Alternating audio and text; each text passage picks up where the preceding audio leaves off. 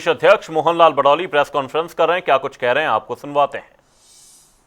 एक बहुत बड़ा जो अवसर था, उस अवसर में जिस प्रकार से टीएमसी, डीएमके, सपा और कांग्रेस, इन सभी राजनीतिक दलों ने बहानेबाजी करते हुए जो अड़ंगे अड़ाने का काम किया है और ऐसे बहुत ज़रूरी बिल को जो गिराने का काम किया है, ये टीएमसी, डीएमके, सपा और कांग्रेस, ये हमारी देश की आधी आबादी की नज़रों से गिरे हैं। ये आरक्षण बिल गिरना, ये आने वाले समय में हमारे देश की माताएं, बहनें इन सभी दलों को कभी माफ़ करने वाले नहीं हैं। और जिस प्रकार का महिलाओं में आक्रोश आज देखने को मिल रहा है, जब भी किसी भी प्रांत में जब चुनाव होंगे, देश की महिलाएं हमेशा लोकप्रिय प्रधानमंत्री नरेंद्र मोदी जी के प्रयास को याद रखेंगी। देश के प्रधानमंत्री नरेंद्र मोदी जी ने जिस इच्छा शक्ति के साथ जब देश की नई पार्लियामेंट बनी, उस समय भी इसी प्रकार से 3 दिन का महिला आरक्षण बिल को पास करवाने का काम किया था। और जिस प्रकार से उस समय एक मत से ये महिला आरक्षण बिल पास हुआ था, उसी प्रकार से सभी राजनीतिक दलों की जिम्मेवारी बनती थी कि वो इस बार भी इसमें किसी भी प्रकार की अड़ंगेबाजी ना करके एक मत से अगर इसको पास करते तो हमारे देश की आधी आबादी को वो अधिकार मिलता जो 40 वर्षों से इस बात का इंतज़ार था कि महिलाओं को बराबर की राजनीतिक भागीदारी मिले। और देश के प्रधानमंत्री नरेंद्र मोदी जी ने पंचायतों में जिस प्रकार से पूरे देश के अंदर 50% का जो राजनीतिक अधिकार ग्राम पंचायत, ब्लॉक समिति और जिला परिषद में देने का काम किया था, वो देश की सभी महिलाओं को उसका गौरव है। देश की सभी महिलाएं उसको ध्यान में भी रखती हैं कि देश के प्रधानमंत्री नरेंद्र मोदी जी ने जो महिलाओं को सशक्त करने का, महिलाओं को अधिकार देने का, महिलाओं को राजनीतिक रूप से सम्मान देने का और बराबर भागीदारी, चाहे फौज की हो, चाहे सिविल सर्विस की हो, सेना की हो, और आज महिलाओं को हर फील्ड में जो बराबर की भागीदारी, बराबर का सम्मान जिस प्रकार से मिला है, वो महिलाओं के लिए बड़े गौरव की बात है।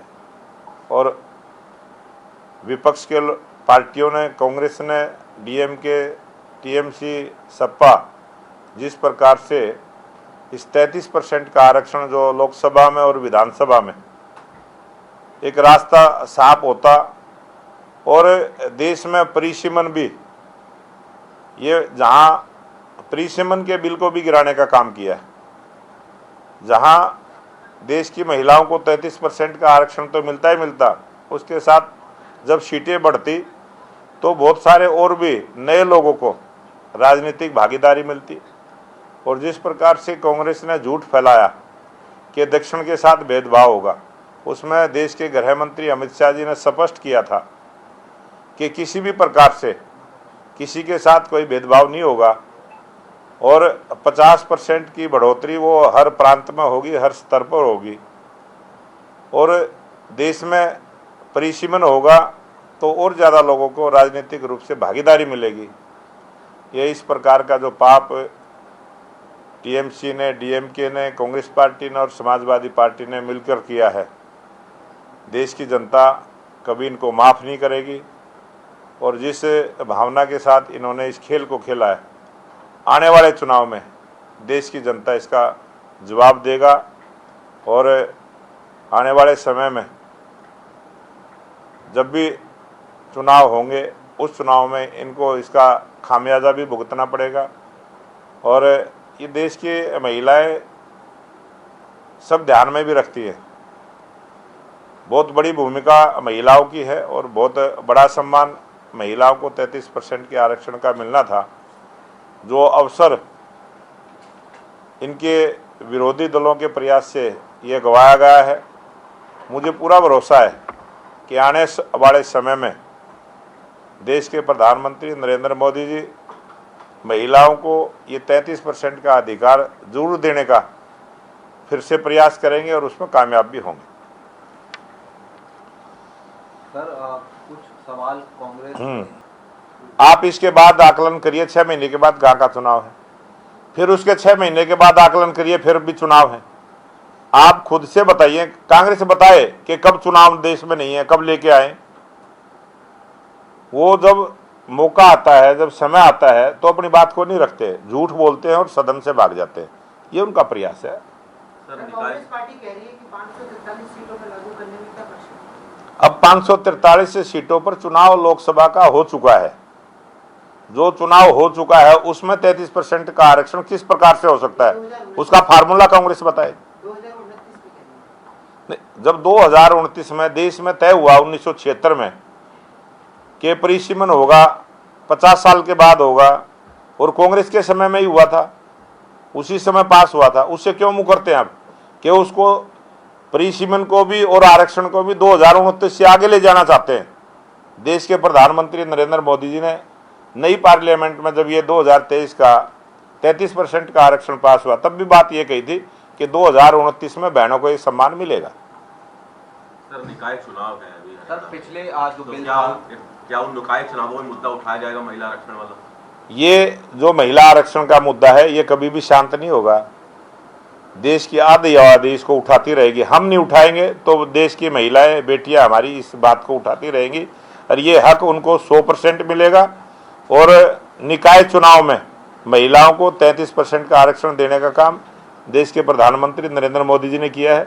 जहाँ जहाँ भी भारतीय जनता पार्टी की सरकारें थी, सबसे पहले वहाँ देने का काम किया है। अध्यक्ष जी, लिस्ट कब तक आएगी? लिस्ट 2 दिन का समय लगेगा और 2 दिन में लिस्ट आएगी। स्पेशल सेशन जो आपने बुलाया 16, 17, 18 को, लगता नहीं कि बीच चुनाव में आप इसका फायदा लेना चाहते थे और विपक्ष के भरोसे अगर आप ये उम्मीद रख के बैठे थे कि ये बिल पास हो जाए, तो ये ना उम्मीदी आपको इतनी नागवार क्यों हुई? देखो, 2023 का सबने एक मत से पास किया था और इस चुनाव में उनको भी फायदा मिलना था। जो करेगा उसको याद भी रखे। ऐसा कौन सा फार्मूला था कि अगर ये बिल पास हो जाता तो खाली बीजेपी को इसका फायदा मिलता? फायदा उनको भी मिलता, चुनाव में वो भी हैं, चुनाव वो भी लड़ रहे हैं। जो चुनाव लड़ने वाली पार्टियां हैं, अगर वो एक मत से जब फैसला करेंगी तो उसका श्रेय सबको जाएगा, अकेले बीजेपी को नहीं जाएगा। अब क्रेडिट बीजेपी ले रही है गिरने के बाद? क्रेडिट नहीं ले रही है, हम उनकी बात को रख रहे हैं कि हमारी मंशा थी कि बहनों को ये सम्मान मिले और ये लेट ना हो। 2029 में ये 100% महिलाओं को लोकसभा में, विधानसभा में 33% के आरक्षण का लाभ मिले, ये भारतीय जनता पार्टी का प्रयास है। सर, जिस तरीके से दुष्यंत चौटाला वाला इशू चल रहा है हरियाणा के अंदर, 27 तारीख को महापंचायत चुनाएगी, किस तरीके से ये कुछ राजनीतिक दलों को जो जनता ने नकारने का काम किया है, जनता नकार चुकी है, उन राजनीतिक दलों का प्रयास है कि कुछ भी उल्टे सीधी बयानबाजी करके इस प्रकार से वो दोबारा से जिंदा होना चाहते हैं। ये उनकी प्रैक्टिस है। Thank you.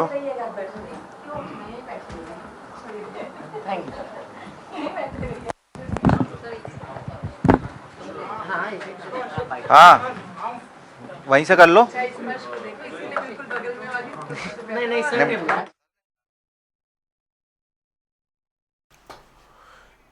महिला आरक्षण का मुद्दा कभी शांत नहीं होगा। बीजेपी प्रदेश अध्यक्ष मोहनलाल बड़ौली की ओर से ये कहा गया और साथ ही उन्होंने कहा कि पीएम मोदी का लक्ष्य महिलाओं को सशक्त करना है। कांग्रेस ने महिलाओं का आरक्षण छीना। कांग्रेस झूठ और भ्रम फैलाती है। देश की जनता विपक्ष को कभी माफ नहीं करेगी। महिला आरक्षण का मुद्दा कभी शांत नहीं होगा। महिलाओं को बराबर की राजनीति का हक मिलना चाहिए। कांग्रेस ने महिलाओं का आरक्षण छीना, मोहनलाल बड़ौली की ओर से कहा गया और साथ ही कहते नजर आए कि कांग्रेस झूठ और भ्रम फैलाती है। देश की जनता विपक्ष को कभी माफ नहीं करेगी। महिला आरक्षण का मुद्दा कभी शांत नहीं होगा। महिलाओं को राजनीति में बराबर की भागीदारी मिले, कांग्रेस ने महिलाओं का आरक्षण छीना है। कांग्रेस पर इस दौरान हमलावर बीजेपी प्रदेश अध्यक्ष मोहनलाल बड़ौली नजर आए और उन्होंने कहा कि महिला आरक्षण का मुद्दा कभी शांत नहीं होगा। महिलाओं को बराबर की राजनीतिक भागीदारी मिले। पीएम मोदी का लक्ष्य है कि महिलाओं को उनका हक मिले। कांग्रेस झूठ और भ्रम फैलाती है। देश की जनता विपक्ष को कभी माफ नहीं करेगी। महिला आरक्षण का मुद्दा कभी शांत नहीं होगा। महिलाओं को बराबर की राजनीतिक भागीदारी मिलनी चाहिए। कांग्रेस ने महिलाओं का आरक्षण छीना है। कांग्रेस झूठ और भ्रम फैलाती है। देश की जनता विपक्ष को कभी माफ नहीं करेगी। बीजेपी प्रदेश अध्यक्ष मोहनलाल बड़ौली ने प्रेस कॉन्फ्रेंस को संबोधित किया और इस दौरान महिला आरक्षण को लेकर विपक्ष पर निशाना साधते हुए नजर आए और इस दौरान उन्होंने कहा कि कांग्रेस ने महिलाओं का आरक्षण छीना है। वहीं कांग्रेस झूठ और भ्रम फैलाती है। देश की जनता विपक्ष को कभी माफ नहीं करेगी। महिला आरक्षण का मुद्दा कभी शांत नहीं होगा। प्रधानमंत्री मोदी का लक्ष्य महिलाओं को सशक्त करना है। कांग्रेस ने महिलाओं का आरक्षण छीना है। कांग्रेस झूठ और भ्रम फैलाती है। देश की जनता विपक्ष को कभी माफ नहीं करेगी। महिला आरक्षण का मुद्दा कभी शांत नहीं होगा। महिलाओं को बराबर की राजनीति भागीदारी मिले। पीएम मोदी का लक्ष्य महिलाओं को सशक्त करना है। इस दौरान कांग्रेस पर हमलावर नजर आया और कहा कि कांग्रेस झूठ और भ्रम फैलाती है। महिला आरक्षण का मुद्दा कभी शांत नहीं होगा। महिलाओं को बराबर की राजनीति की भागीदारी मिले। कांग्रेस ने महिलाओं का आरक्षण छीना है। बीजेपी प्रदेश अध्यक्ष मोहनलाल बड़ौली की ओर से प्रेस कॉन्फ्रेंस को संबोधित किया गया, जिस दौरान वो विपक्ष पर हमलावर नजर आए और इस दौरान उन्होंने कांग्रेस पर जमकर निशाना साधा और साथ ही कहा कि पीएम मोदी का लक्ष्य महिलाओं को सशक्त करना है। कांग्रेस ने महिलाओं का अधिकार छीना है। कांग्रेस झूठ और भ्रम फैलाती है। देश की जनता विपक्ष को कभी माफ नहीं करेगी। महिला आरक्षण का मुद्दा कभी शांत नहीं होगा। पीएम मोदी का लक्ष्य महिलाओं को सशक्त करना है। आपको बता दें, बीजेपी प्रदेश अध्यक्ष मोहनलाल बड़ौली प्रेस कॉन्फ्रेंस करते हुए नजर आए और इस दौरान उन्होंने विपक्ष पर जमकर निशाना साधा और साथ ही महिला आरक्षण को लेकर अपनी बात रखी और इस दौरान कहा कि पीएम मोदी का लक्ष्य महिलाओं को सशक्त करना है। कांग्रेस झूठ और भ्रम फैलाती है। देश की जनता विपक्ष को कभी माफ नहीं करेगी। महिला आरक्षण का मुद्दा कभी शांत नहीं होगा। महिलाओं को बराबर की राजनीतिक भागीदारी मिले। पीएम मोदी का लक्ष्य महिलाओं को सशक्त करना है।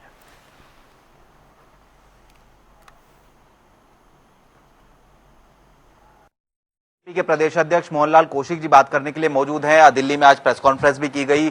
महिला आरक्षण संशोधन बिल के मसले पर कांग्रेस समेत अन्य विपक्षी पार्टियों को घेरने का काम किया गया। सर, दूसरी तरफ सवाल भी कई हैं सर, वो कह रहे हैं कि आप लोग जो है संशोधित करके बिल लाए। 2023 वाला बिल ही जो है कहीं ना कहीं आप लोगों को जो है पारित करा लेना चाहिए था।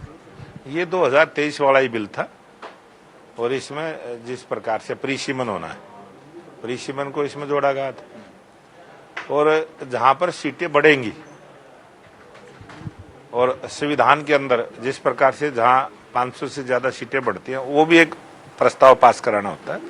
जो जरूरी चीजें थी, जो इस महिला आरक्षण 33% के आरक्षण में कोई भी अड़चन ना रहे, किसी भी प्रकार से फिर दोबारा से उसमें कोई डिले ना हो, इन सब बातों को ध्यान में रखकर ये अधिनियम बिल को लेके आए थे। और जिस प्रकार से कांग्रेस ने, टीएमसी ने, डीएमके ने, समाजवादी पार्टी ने इसका विरोध किया है, देश की महिलाएं कभी भी इन दलों को माफ करेंगी नहीं और इसका खामियाजा इन दलों को भुगतना पड़ेगा। सर, इसके अलावा अगर हम बात करें निकाय चुनाव के संदर्भ में, चूंकि लगातार आप लोगों की भी बैठकें चलती हुई जो है नजर आई सर, लेकिन टिकट वितरण के संदर्भ में बात करें तो सर किस प्रकार की रणनीति जो है आप लोगों की देखने को मिल रही है सर? भारतीय जनता पार्टी एक लोकतांत्रिक तरीके से काम करती है और सबकी भागीदारी, सबका सलाह और सबसे राय शुमारी करने के बाद जिस प्रकार से हमारी चुनाव समिति की बैठक हुई है, उसमें हमारे पैनल तैयार हुए हैं। 3 नाम जो है मेयर के और चेयरमैन के, और जो वार्डों में हैं 2 नामों का एक पैनल तैयार हुआ है और वो छोटी टोली में बैठ के जैसे ही केंद्र की तरफ से अनुमति आएगी तुरंत उसकी घोषणा कर दी जाएगी। कांग्रेस की तरफ से सर घोषणा कर भी दी गई है, जो नाम है वो सामने आ गया है, चाहे मेयर पद की बात की जाए या फिर अन्य बात की जाए। भारतीय जनता पार्टी में क्या सर कहीं पेच फंसा हुआ है या फिर किस प्रकार की रणनीति आप लोगों की, चूंकि आज से नामांकन की जो प्रक्रिया है वो भी शुरू हो गई है सर? नहीं, हमारा भी 2 दिन में ये सारी प्रक्रिया पूरी होने वाली है और कोई लेट नहीं है। जल्दी जो है, हम कांग्रेस ने टुकड़ों में किया है, कभी 1 नाम किया, कभी 2 नाम किया, कभी 3 नाम किया, और हमारी जो लिस्ट है वो एक बार इकट्ठी आती है और वो मुझे लगता है कि केंद्र की तरफ से जैसे अनुमति आएगी उसकी घोषणा करेंगे। इसके अलावा सर आप लोगों का जो प्रशिक्षण शिविर है वो भी भारतीय जनता पार्टी मुख्यालय में विस्तारित में देखने को मिलता हुआ नजर आया, वहां पर किस प्रकार की रणनीति सर आप लोगों की तरफ से बनाई गई और आगे आने वाले समय में जो आप महिला आरक्षण संशोधन बिल का मसला है उस किस तरीके से प्रदेश में भी आकर लेकर चलेंगे? ये भारतीय जनता पार्टी का प्रशिक्षण महाअभियान 2026 जो पूरे देश में चला है और सभी मंडलों के प्रशिक्षण हुए हैं। इसके बाद जिलों के प्रशिक्षण होंगे और जिलों के प्रशिक्षण की अलग अलग डेट, अलग अलग वक्ता जो जाने वाले हैं उन सब का भी प्रशिक्षण का ये कल दिल्ली के अंदर रहा और बहुत अच्छी तैयारी है। और भारतीय जनता पार्टी के हमारे सभी जनप्रतिनिधि हैं, उन सब का भी प्रशिक्षण का कार्यक्रम बना। इस मसले को जनता प्रदेश में भी लेकर जाएंगे सर? निगम चुनाव है, चूंकि किस तरीके के मसले मारे आप लोगों की तरफ से मैनिफेस्टो कमेटी बनाई गई है, तो खासतौर पर जो महिला आरक्षण का मसला है वो भी आप लेकर जाएंगे सर? महिला आरक्षण का जो विषय है ये तो हर चुनाव में रहने वाला है, हर मंच पर रहने वाला है और देश की आधी आबादी का हक जो टीएमसी, कांग्रेस, डीएमके और समाजवादी पार्टी ने छीनने का काम किया है। ये बिल सदन में बिल गिरा है, लेकिन ये दल भी देश की महिलाओं की नज़रों से गिरे। बहुत बहुत शुक्रिया। तो हमारे साथ में हरियाणा बीजेपी के प्रदेश अध्यक्ष मोहनलाल कौशिक जी थे, जनता टीवी से तमाम मसलों को लेकर खास बातचीत कर रहे थे। कैमरा पर्सन सत्येंद्र के साथ स्पर्श शर्मा।